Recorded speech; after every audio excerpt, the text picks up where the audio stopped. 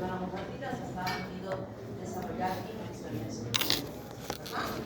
Entonces, yo miren cuánto tiempo tengo de edad comparada de ustedes. Estoy diciendo que lo que más me he enfermado hasta este momento ha sido problemas respiratorios, digestivos y una sola vez en mi vida infección urinaria.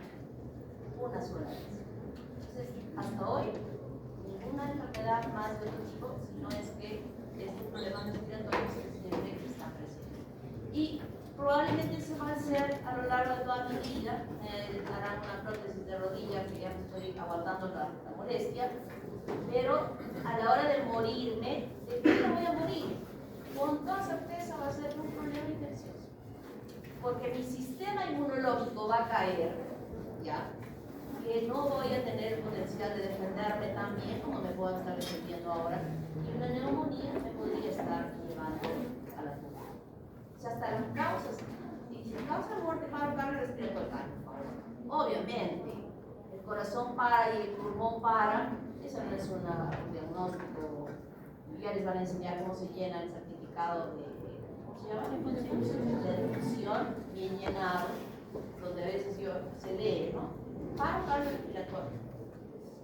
O sea, si me mete un cuchillo por acá, me va a dar un paro cardiorrespiratorio, ¿no? Porque perdí mucha sangre. Esa es la causa de muerte. ¿No? Entonces, son las infecciones. Y les es útil en todos los cursos que van a llevar hacia arriba el conocimiento de esto. Quiero que lo aprendan como ingeniero con responsabilidad para aprender lo que tal vez les dé de comer. Porque las personas que más asisten a un consultorio son aquellas personas que tienen enfermedades infecciosas. Entonces, el conocer, el saber bien todo esto es importante porque les ayuda a poder permitirse un diagnóstico correcto. Un diagnóstico correcto, ¿a qué lleva? A un tratamiento correcto. Y un tratamiento correcto lleva a la curación del paciente. Si yo no hago un buen diagnóstico bien hecho, el tratamiento va a estar incorrecto y el paciente va a tener más alargar su enfermedad, que le va a llevar a otro médico para que le vea, y este que ha fallado, ¿qué le va a pasar a este que ha fallado? Esa persona, lo peor que puede haber es esta boca para decir quién es bueno y quién es malo. Se difunde que ni se te ocurra ahí donde ese médico es un bruto. Ese de eso ya va otro y dice, ese es un bruto, ese es un bruto, es un bruto. El pobre médico se está mosqueando en su consultorio. ¿Por qué? Porque no hizo un buen diagnóstico. Entonces, el conocimiento de aquellas patologías que son de todititas, miren cuánto estoy diciendo. Yo diría que el 99.999% de personas tienen o han tenido enfermedades infecciosas. Las otras son menores. Entonces, si uno no conoce lo que va a haber más, está frito. Y esa es la razón importante para que ustedes puedan estar muy bien atentos y estudien bien su curso para que no tengamos ningún problema. ¿Está claro? Dije, exigencia doble de lo que hubo exigencia en la primera fase, en el primer semestre. Más. Sabemos que esto es muy importante en su formación. Y empezamos con la microbiología médica. ¿Por qué dice la microbiología médica? Dice microbiología médica porque hay microbiología veterinaria, microbiología de las plantas, de los vegetales, o sea, por todo lado, que son diferentes microorganismos los que van a empezar a dañar a todos estos. Por ejemplo, en las plantas, los hongos son los que van arruinando las plantaciones. ¿Cómo se llama cuando la plantación se malogra? La plaga que ha destruido todo el arroz que han sembrado. Esa plaga está constituida por hongos que dañan a esas plantas, ¿no? Pero nosotros vamos a estudiar a aquellos microorganismos que ocasionan infecciones en el ser humano y que se van a traducir en diversas enfermedades. Y aquí está, en primer lugar, las bacterias, que son células procariotas. ¿Qué diferencia hay entre una célula eucariota y procariota? A ver, que, por ejemplo, las procariotas no tienen núcleo definido, no tienen organelas, tienden a ser más pequeños, en cambio los eucariotas sí tienen núcleo definido, sí tienen todas las organelas y tienden a ser más grandes. Exacto, aunque no necesariamente, ¿no? Pero eso es, la diferencia importante está en el núcleo, que no se llama núcleo, sino se llama nucleoide. Nucleoide, que significa se parece al núcleo. Hay genoma, pero no hay membrana nuclear. ¿Hay organoides? No hay organoides. Por ahí, algunos tienen algunos cuantos ribosomas, pero no hay mitocondria, ni aparato de Golgi, ni ergastoplasma, ni nada por el estilo en las células procariotas. Los hongos sí son células eucariotas, o sea, sí tienen, se parecen a nuestras células, pero tienen una característica especial. Externamente tienen una pared que está recurriendo a la membrana citoplasmática, pero es una célula eucariota. Los parásitos. Hay un curso especial que van a tener el próximo año, que es parasitología, donde van a estudiar los parásitos y donde las células que están formando los parásitos son células eucariotas. Los virus acelulares no son ni procariotas ni eucariotas, son estructuras diferentes que las voy a explicar con una imagen más adelante. Los bacteriófagos son virus que infectan a las bacterias. El bacteriófago es aquel que se va a meter. El virus, al ser acelular, significa que no tiene ningún organoide, ¿verdad? No tiene nada. Es una estructura sin nada. Entonces, tiene que infectar a una célula eucariota, como nosotros, por ejemplo, nuestras células, y desarrollar una multiplicación, una formación de viriones dentro de esa célula, utilizando toda la maquinaria que tiene la célula eucariota. O se mete dentro de una bacteria, donde va a utilizar también todo el sistema que tiene la bacteria para sintetizar sus proteínas y sintetizar todos los componentes de poder sintetizar elementos que pueden ser nocivos para la persona cuando llegan a infectar. Eso utiliza el virus cuando infecta una bacteria, y a ese virus que infecta una bacteria se llama bacteriófago. Un bacteriófago no va a ser, por ejemplo, el virus de HIV será un bacteriófago. No, ese solamente infecta nuestras células. Los priones son proteínas infectadas. Es una secuencia de aminoácidos. Es una secuencia de aminoácidos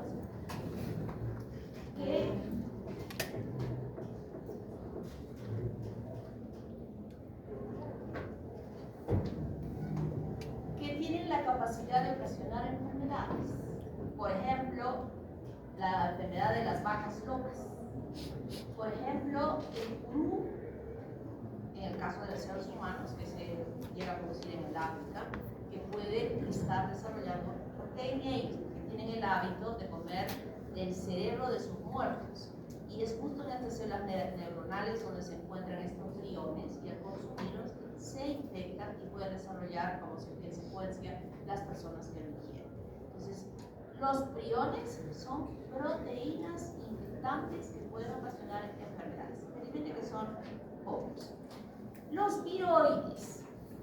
El virus tiene un genoma, que puede ser una secuencia de ADN o de ARN, y esta secuencia de ese genoma está cubierta por proteínas. Es como una cápsula, por eso se llama cápside de proteínas. Esa es la conformación genoma del virus. Pero cuando el virus solo se ve un genoma libre, circular, y no posee cápside, se le llama viroides. Pero los viroides no son infectantes, no lo son.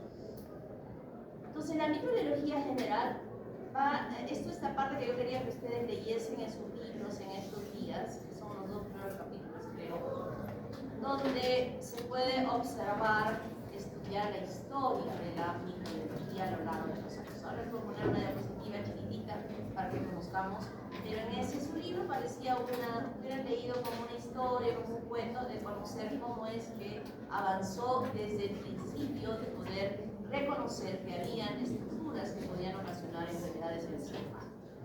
Los criterios de clasificación de los seres vivos, la nomenclatura, la morfología, la estructura, la fisiología de cada uno de ellos, el metabolismo y la genética de los microorganismos, que lo vamos a estudiar separadamente más adelante. Cómo es que funciona esta bacteria, de qué vive, cómo obtiene su glucosa, cómo desencadena o forma una nueva bacteria, es decir, todo eso, y además la genética de ellos. Agentes físicos y químicos que actúan sobre las bacterias inhibiendo su crecimiento. Esto es muy importante y es lo que usamos en la casa para eliminar a los microorganismos que puedan estar infectando, y echamos cloro para limpiar los pisos o limpiar el baño. Con eso estamos eliminando aquellos microorganismos que pudieran ocasionar enfermedades. Si no tuviéramos este material para hacer una desinfección, imagínense cómo estaría nuestro baño, ¿no? Súper poblado de microorganismos. Esto se usa externamente, no dentro del cuerpo ni sobre el cuerpo, sino externamente en todos estos productos de limpieza que existen y que eliminamos. Bueno, no solamente si estuviéramos hablando de los químicos, pero los físicos, por ejemplo, vamos a estudiar también la próxima semana, es aquellos, el horno Pasteur, el autoclave que vamos a ver ahora en el laboratorio, o estos sitios que existen en los hospitales donde se quema todo el material. Aquí están los hospitales grandes, existen estos, y hay dos sitios para los consultorios y las clínicas que no tienen estos dispositivos, uno que queda en Mariano Melgar y otro por Cerro Colorado, donde de las clínicas tienen que llevar todo el material de desecho bien sellado, se lleva a este lugar y para incinerar, y luego tienen que tener un documento de que tal clínica ha incinerado 20 kilos de material orgánico, ¿no? O sea, material contaminado.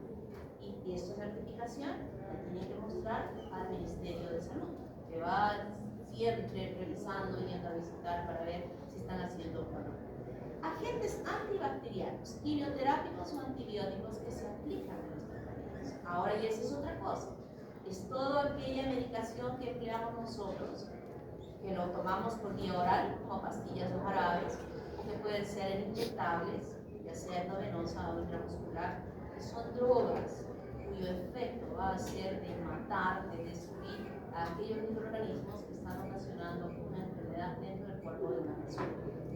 ¿Está claro? Entonces, eso vamos a estudiar. ¿Cuáles son, en los casos clínicos? Bueno, hay una clase para estudiar esto, pero más vamos a aprender cuando estemos estudiando los casos clínicos en la práctica, donde nos va a decir, para esta bacteria sirve esto. Muy bien, a ver, háblanos, quien esté asumiendo el rol de farmacéutico en ese momento, él nos va a decir, esta droga, la dosis es esta, se puede ingresar por vía parenteral o por vía oral.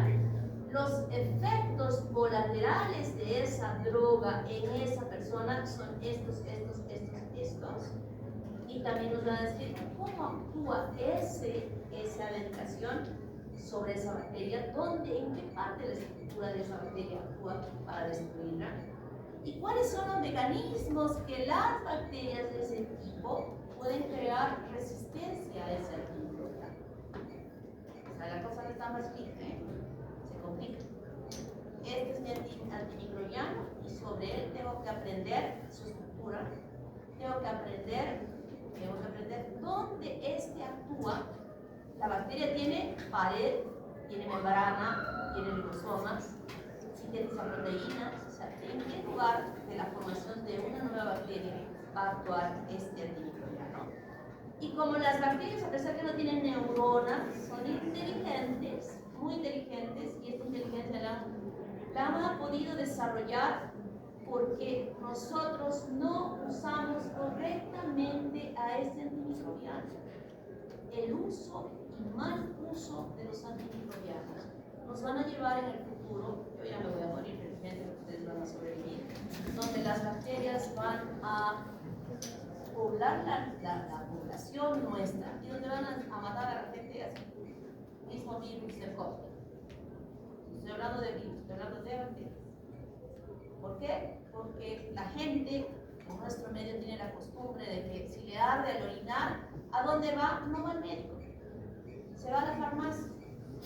Y en la farmacia ni siquiera a veces atiende la farmacéutica, la químico-farmacéutica que debe estar en esa farmacia, sino atienden estas chiquitas o estos caballeritos que son técnicos. Y como he escuchado a ese técnico que esta droga sirve para la infección urinaria, dice, sí, tome, pero por unos 2 días.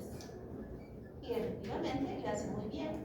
Los 2 días que toma esa persona le hace bien, pero al tercer día, al cuarto día, le vuelve nuevamente y dice, ¿me puede dar estas pastillitas? Creo que necesito más, porque me han hecho bien. ¿Le va a hacer bien esa que tomó esos 2 días? No, no le va a hacer bien, porque el tratamiento para la infección urinaria dura 10 días. Y con 2 días, ¿qué he hecho yo?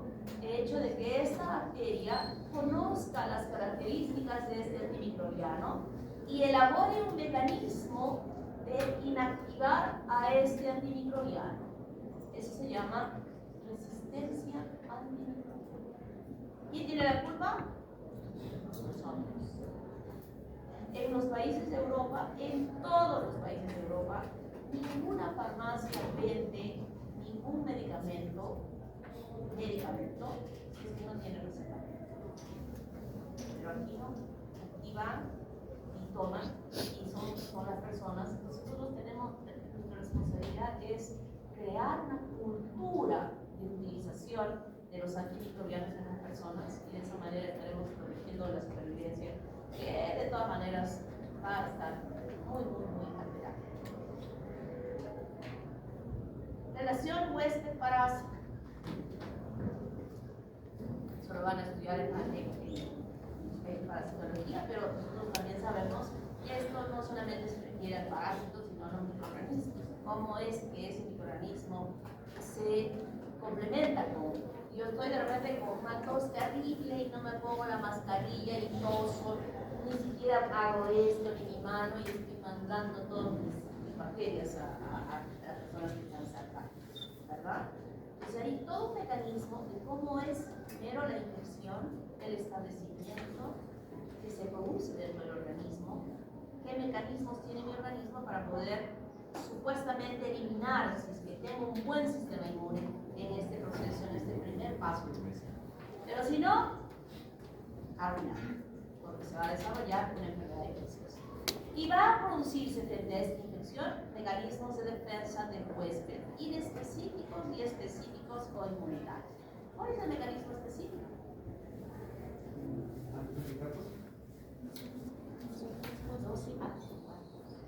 La formación de anticuerpos es la respuesta específica. El mecanismo específico sería de la inmunidad específico adaptativa y la inespecífica de la inmunidad innata. No, la inespecífica innata. Innata, sí.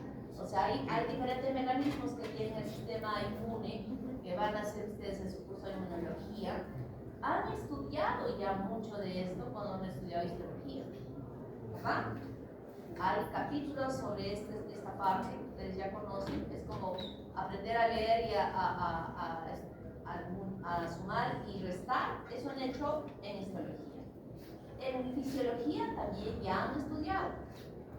Y ahora hay un curso especial donde no es nada nuevo para ustedes, de la inmunología, donde ya van a aprender, diríamos, si en inmunología han aprendido a multiplicar y dividir sobre la inmunología, ahora van a empezar a aprender raíz cuadrada y derivadas en inmunología. Es muy importante. Yo voy a ir nombrando a lo largo de las explicaciones, pero ojo que no voy a explicar sobre esas cosas, porque hay un curso. Ustedes tienen que estudiar paralelamente ambos para que les sirva de una forma importante y ordenada todo este conocimiento de la inmunología. Reacciones antígeno-anticuerpos. Esto es muy importante, porque muchas de las infecciones que pueden producirse en el cuerpo no son fáciles de identificar al microorganismo. Hay algunas que sí le sacamos la muestra y estudiamos, pero sobre todo en las infecciones virales, hacer diagnósticos directos de infecciones virales no es fácil. Se requiere laboratorios súper especiales para hacerlo. El PCR, por ejemplo, no es una prueba que se haga barata, es caro, ¿no? Y ese PCR sí puede identificar directamente cuando identifica al genoma de ese virus en esa muestra biológica. Pero lo que nos es fácil es buscar el anticuerpo que se ha formado en ese cuerpo frente al antígeno del virus o de la bacteria que haya ingresado al cuerpo. Entonces se saca sangre y se dosa a través de diferentes técnicas de laboratorio que existen, que ustedes ya han visto o van a ver ahora también en inmunología, cómo se hace el diagnóstico serológico para identificar a estas inmunoglobulinas, sean IgM o IgG. ¿Qué significa IgG? ¿En qué patología yo voy a, en qué característica de la patología voy a encontrar positiva IgM? En el IgM se encuentra cuando la infección es reciente y el cuerpo produce estos síntomas. Bueno, una de las características que me acuerdo es que tiene 5 zonas más pesadas. No me digas. ¿Y la IgG? Es cuando ya la infección está avanzada y el cuerpo ya ha creado ese antídoto. Entonces la IgM es para cuadros agudos. Cuando el paciente ha llegado y no tengo una forma de diagnosticar, tengo la sospecha de diagnóstica por el cuadro clínico, pero quiero estar más segura. Entonces en esa fase aguda voy a pedir IgM, pero si ha pasado, creo que esto lo hablábamos cuando estuvimos explicando en embriología los métodos, las técnicas de fertilización, y dijimos que se hacían pruebas para saber si ese paciente tenía clamidia, ¿no? O micoplasma, que pudiera estar dañando ese tracto genital o previamente que ya lo dañó y provocó una inflamación, una inflamación y un cierre de los conductos que atraviesan en el varón todos los que hemos aprendido. Y entonces solicitamos estos exámenes. Le vemos que está sano, supuestamente está sano. Pero, ¿de dónde sacamos la muestra si estamos viendo que no hay una manifestación clara y real? Sacamos sangre de aquí y investigamos si es que tiene anticuerpos IgG contra esa bacteria o ese virus, ¿no? Entonces, esto es muy importante y cuando ustedes quieren pueden animarse a ver, entrar a ver en el centro de laboratorios, pero nos entran a ver en el de Atahualpa. Sí. En él van a ver por internet listas y listas y listas y listas y listas de ustedes van entrando a internet y van a sacar viendo qué exámenes piden, un montón de exámenes y cada vez se está ampliando más y es una forma más sencilla de hacer diagnósticos cuando nos es difícil identificarlos directamente a estos microorganismos. La serología nos ayuda eficientemente en hacer esos diagnósticos y ya de acuerdo al diagnóstico que tengo, más correcto, voy a hacer un tratamiento correcto frente a esa infección. Aquí mismo vamos a estudiar la epidemiología. Nosotros no solamente, sí he dicho al principio de la clase, que el porcentaje mayor de enfermedades que sufre una persona es infecciosa, ¿verdad? Pero no, y las enfermedades infecciosas, todas pueden evitarse. Las enfermedades infecciosas deben evitarse. Entonces nuestro aprendizaje y conocimiento no va a estar enfocado solamente en curar. O sea, no solamente voy a pedir que aprendan qué antimicrobiano vamos a usar en este caso frente a esta bacteria, la dosis, eso que hacemos en el cuadro clínico. No. Lo que vamos a hacer es, en esa discusión de casos clínicos que vamos a tener en la práctica, y que cada uno de los 5, vamos a ver 3 casos por práctica. Uno de los 5 va a ser el paciente, el internista, el neumólogo, el laboratorista, el microbiólogo. El microbiólogo y el laboratorista lo vamos a aplicar en uno, porque este nos va a ser el farmacólogo que nos habla de esa medicación que se va a emplear para matar a esta bacteria. Y este que va a ser el paciente, que tiene que estudiar, todos tienen que saber todo, porque hemos dicho que se sortea al principio. Aparte de saber, porque el médico le va a decir, señor, ¿cómo empezó su cuadro? Por ejemplo, gonorrea. ¿No? Gonorrea. Yo les vamos a decir, título del caso clínico que ustedes van a buscar, gonorrea. Se van a buscar la historia clínica, y uno va a ser el paciente. Y le va a decir, señor, ¿por qué viene? Bien serio, ¿sabes? Nada está riéndose ni nada, porque yo voy a bajar un poquito. ¿Por qué viene? Siento que está saliendo una secreción amarillenta densa por mi uretra. Y le preguntará, ¿y tuvo relaciones sexuales? ¿Cuándo tuvo? ¿Hace cuánto tiempo? Entonces, eso lo tiene que estudiar el paciente, de decir cuánto tiempo debe suceder para que empiece la manifestación. Aparte de eso, ¿qué molestia tiene? Me arde y me duele funcionar y quiero funcionar a cada rato. O sea, todo esto lo ha estudiado. El alumno que está haciendo de paciente lo ha estudiado. Y empiezan los exámenes, qué exámenes va a pedir, el laboratorio va a decir, qué tratamiento va a tener de acuerdo al antibiograma que se ha empleado, etcétera, etcétera, etcétera. Y ese paciente, que en realidad va a hablar poco, va a ser el responsable de ser el epidemiólogo. Y ese epidemiólogo va a decir las estadísticas de esta infección que se conocen en el Perú, va a decir cómo es que se infecta, en qué circunstancias, etcétera, etcétera, etcétera, para prevenir. Y eso es lo que vamos a hacer nosotros en la última fase del curso, cuando hagamos esto de la responsabilidad social. Ya se ha abierto para ustedes el aula virtual. Ahí tienen ya sus sílabos. La tercera fase vamos a hacer esa función de no nos vamos a quedar calladitos con nuestro conocimiento, sino ese conocimiento lo vamos a manifestar con todos los chiquitos del segundo semestre de todas las escuelas. Como hicimos el semestre pasado con los del último año, ahora vamos a hacer con los del primer año en el segundo semestre, donde les vamos a mostrar las fotos más horribles que encuentren ustedes, las más impactantes, las que se les abran los ojos y se le vayan todas las ganas de tener sexo a todos los jocosos, con esas imágenes. O sea, vamos a espantarlos, a asustarlos, para que tengan cuidado cuando tengan relaciones sexuales. ¿Está claro? Y desde hoy, abran una carpeta en su computadora y pongan responsabilidad social de microbiología.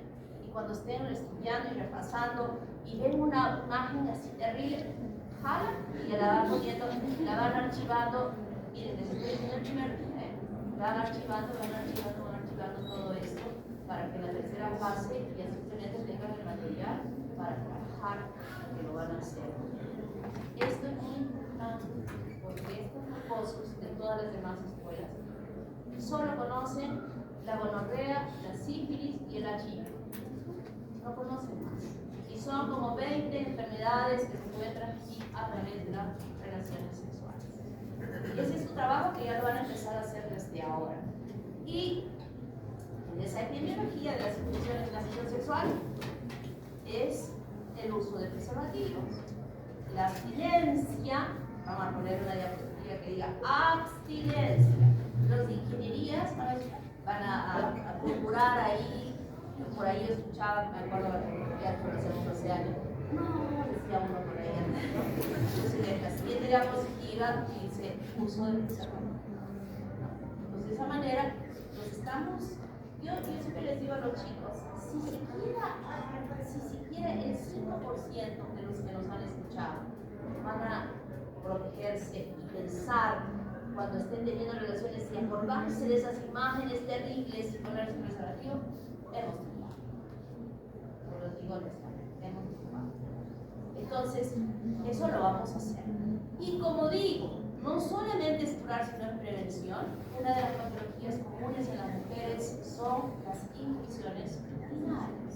Es muy común la infección urinaria en las mujeres. Por la anatomía que es más corta, porque está ahí el ano, y delante está la vagina, y más adelantito está la orina. Como Quienes han ido al baño esta mañana a hacer pupú, ¿qué han hecho? ¿Quieren que les diga lo que han hecho? Se han volado medio rollo de papel higiénico, es limpiarse el ano, hasta que han visto que el papelito está limpiecito y ya. Juraban que estaban limpiecitos. No, porque este papelito no garantiza que alrededor del ano hayan quedado muchas lecheritas. Y la humedad, las mujeres siempre tenemos humedad y se va manteniendo una humedad en toda la parte del perineo y donde puede permitirse que estas bacterias puedan desplazarse hacia el ano.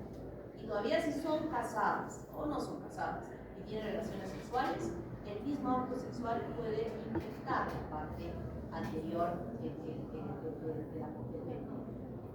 Entonces, hoy día, primer día de clases, vamos a actuar en prevención de desinfección urinaria en sus propias casas. ¿Quién va a ser el delegado de esta clase?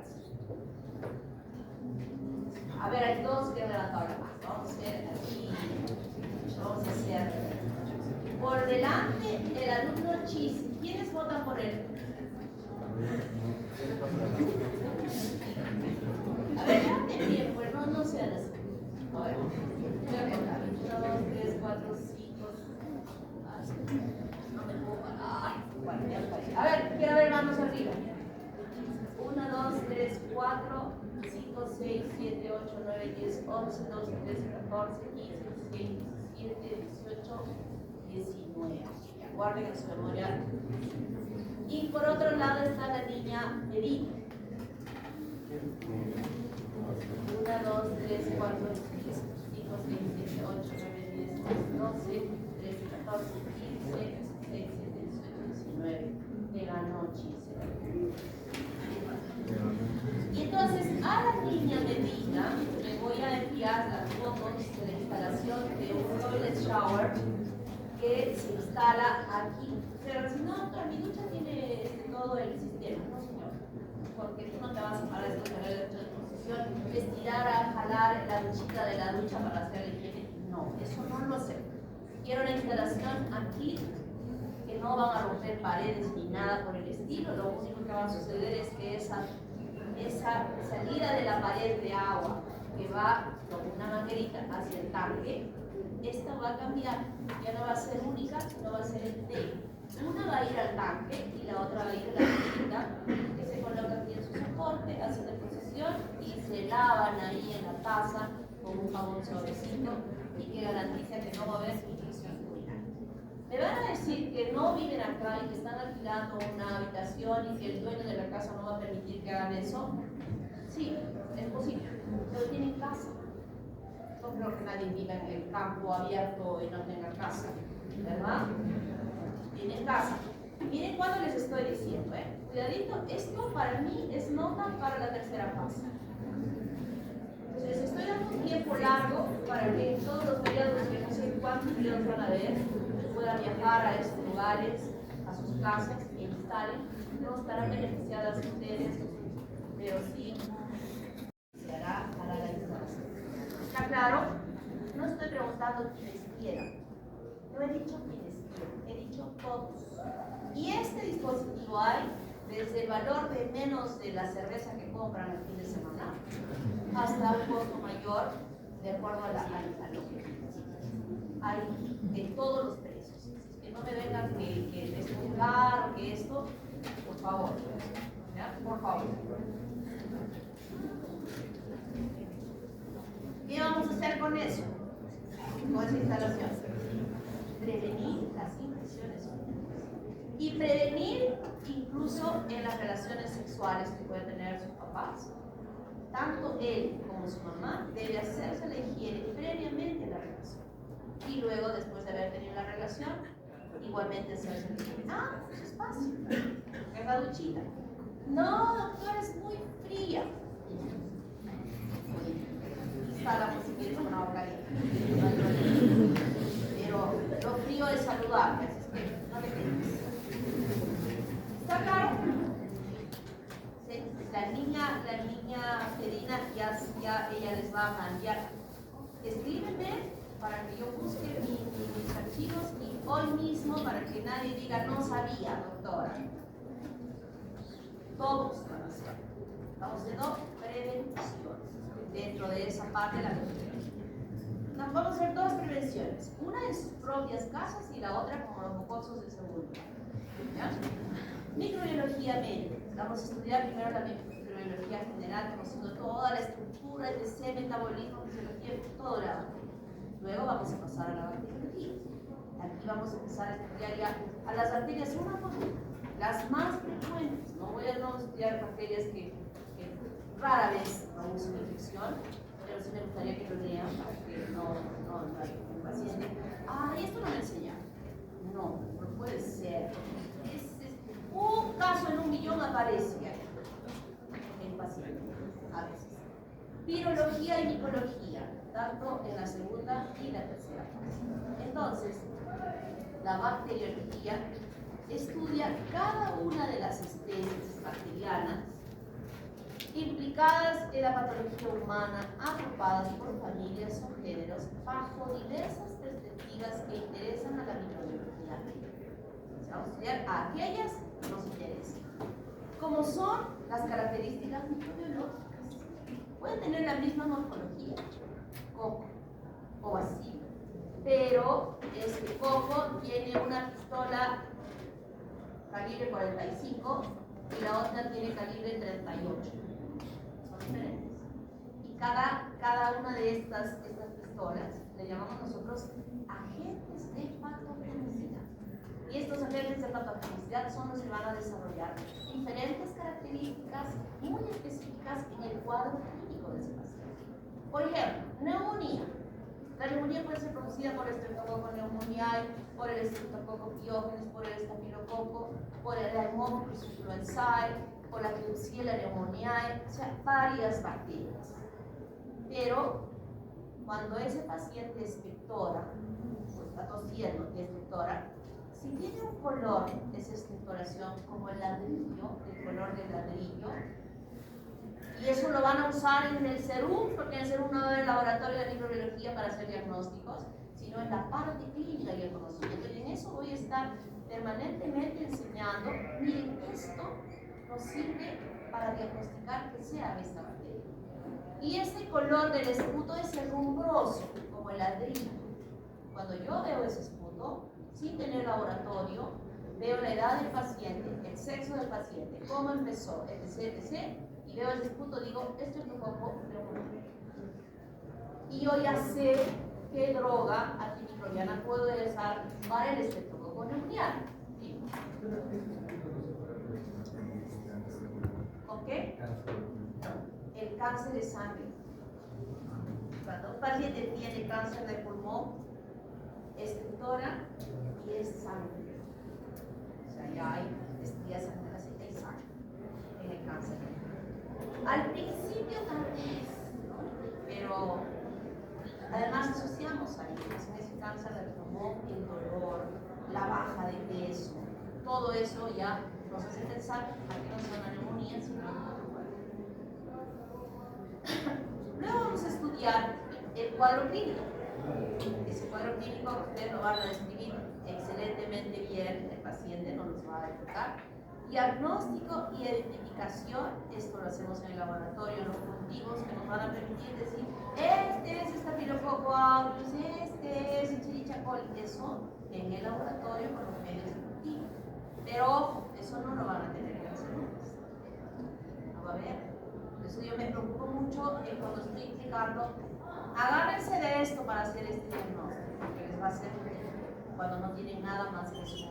Y ya aquí, ya no digo disco duro, ahora digo IVA. Aquí, y su estetoscopio y nada más. La epidemiología. Ya hemos conversado. Todas las enfermedades tienen un estudio. ¿Cuál es el objetivo del estudio epidemiológico? Es la prevención.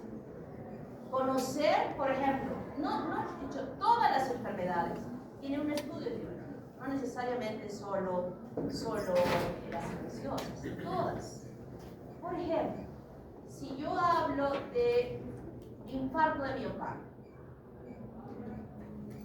Ya sabemos cómo se desarrolla, qué le pasa, por qué se produce el infarto de miocardio.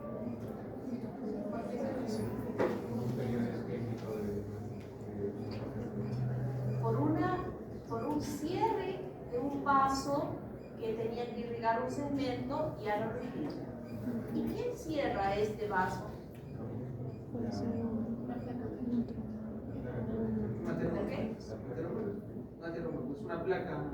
Una placa ateromatosa, ¿verdad? ¿Y quiénes tienen placa ateromatosa en sus vasos sanguíneos?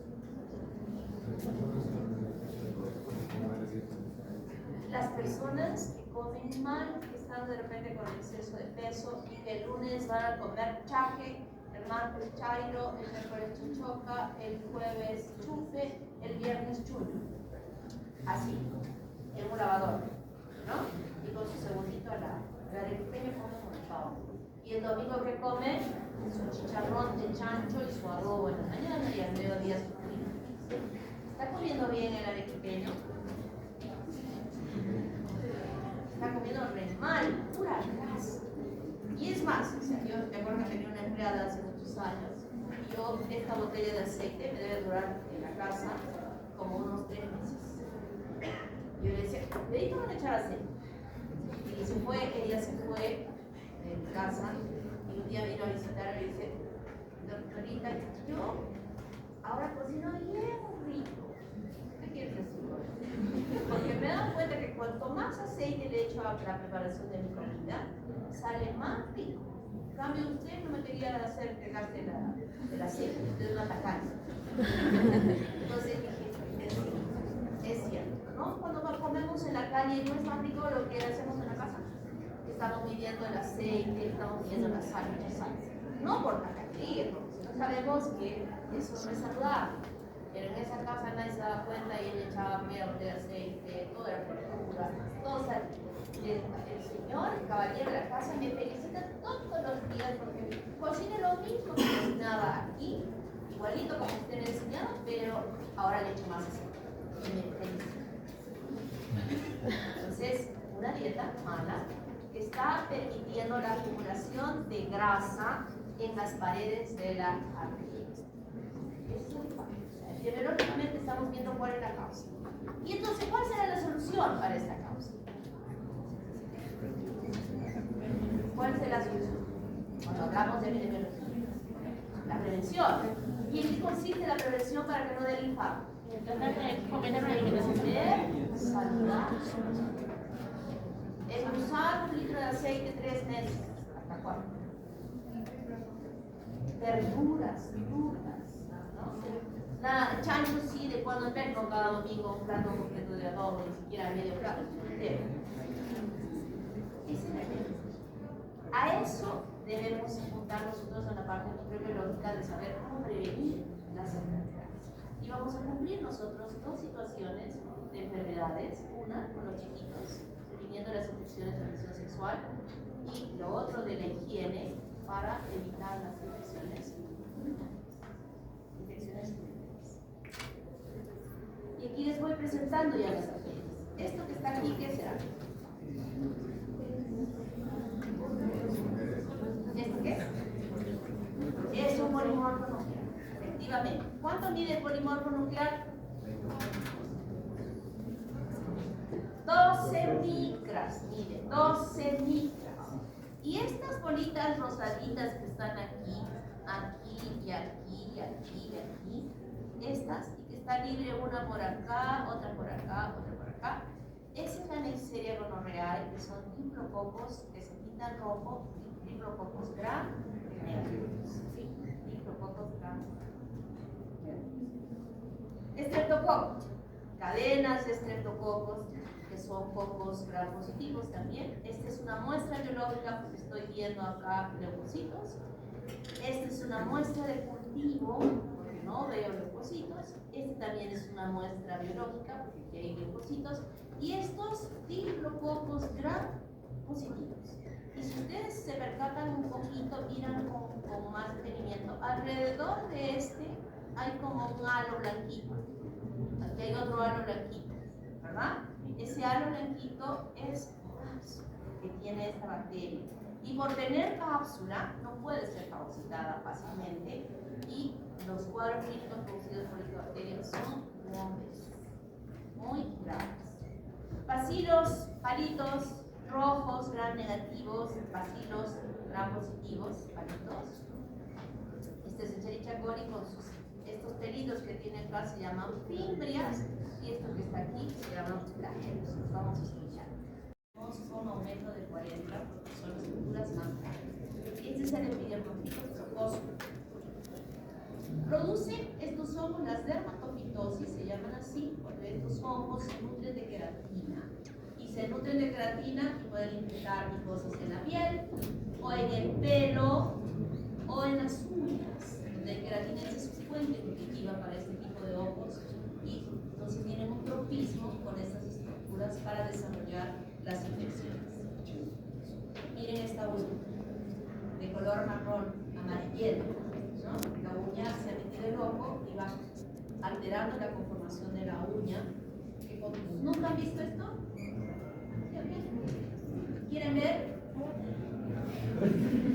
A ver, vayan a lavarle los pies a su abuelito este fin de semana. Claro que él se va a sentir medio extrañado, seguro quiere que le deje la herencia. Estos abuelitos, ya por su sistema alterado por el pH de su piel diferente, puede facilitar a que el hongo pueda penetrar en él. Entonces, él va a tener este suceso. Ya debe tener, quiero que me comparen cómo se ve. Los virus, este es el virus del HIV. Los virus tienen un genoma interior que puede, en este caso, esta secuencia del genoma es ARN, pero también puede ser la secuencia de bases de ADN. Externamente tiene una cápside, que es una coraza de proteínas que envuelven al genoma, y externamente en este virus también tiene envoltura, EMP. Esta envoltura la obtiene de la membrana citoplasmática de la célula a la cual ha infectado. Y en su superficie están estas tachuelitas que son unas espículas que están formadas también por proteínas, glicoproteínas, la GP100D. ¿A quién infecta el virus del HIV? A los linfocitos CD4. Y estos linfocitos CD4 son los que se van a donde esta espícula se va a acoplar. Este es el receptor CD4. Cuando se haya acoplado, se mete el virus dentro del citoplasma y utiliza toda la batería de organoides para poder sintetizar estas proteínas. No lo hace solo, utiliza. Se mete, y todavía se sinvergüenza, este genoma se mete en el genoma de esa célula, o sea, se integra al genoma. Y entonces la célula está engañada pensando, estoy recibiendo la información del genoma en esta secuencia de las proteínas, de los aminoácidos para formar las proteínas, y tiene todo su material, ladrillos, los fierritos que van a hacer el genoma, y se ensambla nuevos viriones. El linfocito, cuando está lleno de viriones, explota. Y este virión va a caer a la sangre, va a caer a los fluidos, por eso es que se puede transmitir en las relaciones sexuales, o a través de una transfusión sanguínea, o a través de que haya estado infectado el que se hace los piercing, ¿no? O los tatuajes. Que son formas de que uno pueda infectarse con este virus. Los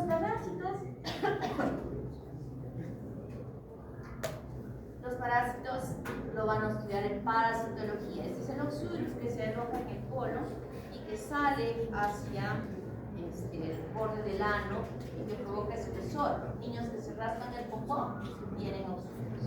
Es un signo que nosotros ya conocemos. Doctor, mi hijito se anda rascando el popó. Muy bien. Con esta lámina le ponemos scotch, le lava usted bien el anito y cuando despierte en la mañana, alguien que le abra el ano al chiquito, le tira la cinta scotch y con la cinta scotch hace esto en todo el borde. Ahora saca la otra cinta, ustedes verían que con la están pensando que con la lámina le iban a hacer algo. No, es el simple scotch que va a pegar y luego lo pegan o los trae y observamos los huevitos y a veces incluso hasta un parásito pegado a la superficie de la cinta scotch que utilizan para hacer la prueba de Graham, que se llama esta prueba, que lo van a estudiar en básico. El ciclo biológico del Echinococcus granulosus, cómo se infecta. Miren estos perritos, esta ovejita ha sido sacrificada, la han matado y su pulmón estaba con el quiste. El perro que estaba merodeando por ahí se le come el quiste y en él, en su intestino, se desarrolla esta arteria, que es una arteria.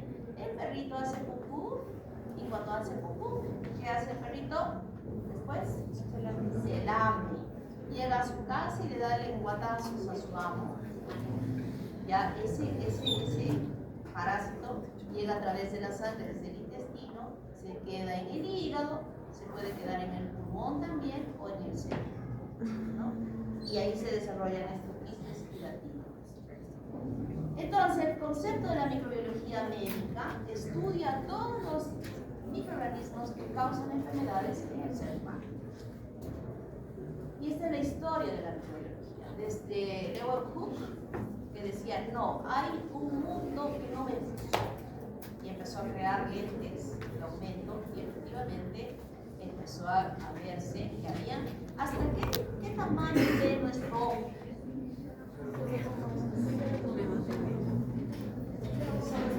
0,1 milímetro. Por debajo de él lo vemos. Debajo de él lo vemos, pero con estos lentes se fue aumentando. Imagínense que tanto se ha avanzado que ahora ya no solamente era un lente, así como una que cualquier miraba, sino que hemos llegado a la microscopía electrónica que puede medir el tamaño, el grosor de las membranas, de los virus, que son los chiquititos, si no podríamos ver a los virus, ni siquiera conoceríamos la estructura. Gracias a la microscopía electrónica que podemos conocer. Fleming descubrió la penicilina accidentalmente, no porque realmente encontró, sino que estaba cultivando el medio cel y de pronto sembró todas sus bacterias en unas que hicieron y en otras no, y en las que no encontró una colonia así grande de color verde reticular. Esto tendrá algo que ver en que no haya crecido las bacterias acá. Dijo, voy a hacer otra vez. Sembró como normalmente sembró y de esa colonia grande picó en sus medios de cultivo donde debía sacarse. No creció bien. Y en aquellas que no causó este picote de esta colonia, sí. Entonces se empezó a investigar qué tenía este hongo, el penicilio, que ahora se usa, es una droga excelente, tantos años. Sin embargo, su función es perfecta. Lo único malo de la penicilina es que las personas puedan rellenar el concurso para estudiar. Y esa es la morfología. Un solo coco mide más o menos 1 micrómetro de diámetro, pero no es marrón. Tienen que unirse. Desde 2 estreptococos. Estafilococos se unen como racimos. Estreptococos son cadenas como rosarios. De entrada de 4 y sarcina de 8. Estas dos no están indicadas en el desarrollo de infecciones en este campo. Los bacilos son palitos independientes o pueden también unirse y ser estreptobacilos o tener flagelos. Y el endoesporo, eso lo voy a explicar en una clase, es una estructura que protege a la bacteria a la superficie. Los otros son el vibrio, que no es recto, sino es así medio curvo, como una coma. El espirilo tiene un par de ondas, en cambio las espiroquetas tienen muchas ondas, ¿no? Como el Treponema pallid, que tiene 20, o la leptospira, que tiene hasta 30 ondas. Eso es la morfología de las bacterias. Lo mismo aquí. Y en la forma cilíndrica, los bordes del bacilo pueden ser rectos, o pueden ser ovalados, o pueden ser fusiformes, dependiendo de la bacteria que esté ubicada en él.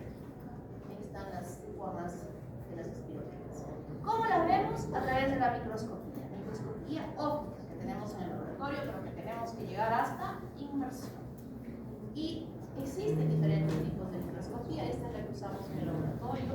Existe la microscopía fluorescencia, que se adiciona a la muestra sustancias que se puedan visualizar emitiendo fluorescencia, la microscopía de campo oscuro, que sirve para evaluar las cuadras del nopal, la microscopía de contraste de fases, se utiliza en enfoques histológicos, y la microscopía electrónica, que nos ha dado tanta información de ese mundo microbiano que era totalmente extraño. Y todas estas técnicas microscópicas las vamos a hacer en el laboratorio. Todo esto vamos a hacer. La que es más usada va a ser la coloración de Gram, que la vamos a estar haciendo permanentemente, donde un estudiante de medicina alemán, de esos traviesos que ahí agarraba las técnicas del laboratorio, dijo: "Ay, estás ahí, mire, qué raro aquí, que estoy haciendo lo mismo y unas bacterias están rojas y otras de color púrpura". A ver. Y en ese tiempo que él descubrió, no había después ya se pudo determinar que esta microscopía electrónica, que la estructura de la pared bacteriana de la gram positiva es absolutamente diferente a la gram, y eso hace que se pinte de rojo o de color. Lo vamos a hacer en la clase, además que hay la coloración de Silice, que solo la empleamos para identificar las bacterias del bacilo de Koch, de la tuberculosis, la de Wills-Coffey, que nos va a ayudar a identificar a las esporas, la de History, la cápsula, la adición de ácido de metileno de Locker, que sirve para las reacciones metacromáticas, la de Gibson para ver flagelos, no lo tenemos, y la de coloración de Fontana, que son en plata, que sirve para colorear el fonema válido, que es muy finito, que no se podría ver con la microscopía, buscamos una materia muy delgadita, pero con esta coloración se ensancha su grosor y se puede visualizar directamente. Entonces, esta es la clase que no voy a llamar lista, entonces así, y que tampoco grabamos.